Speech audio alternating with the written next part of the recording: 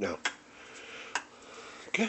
We just got this new coffee machine. It's the Keruig, and we're gonna try out for the first time. It's already been set, so the water is already in there. The time has been set, and it's also ready to brew. What you do is you open up the little thing. You place your cup on the star. You stick your coffee thing in. You close it. You select your cup, which I'm gonna guess we'll go for that. We'll go for the middle one because this is the 5 choice cup.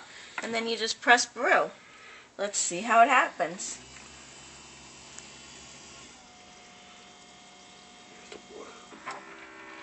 And the water's going through.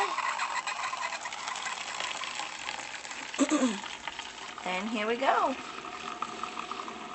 You see the steam and you already smell it. It smells so good.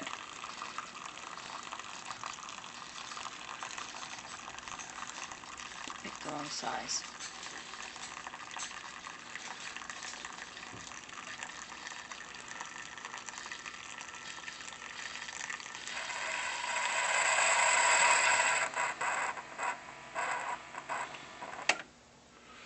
And there you have it.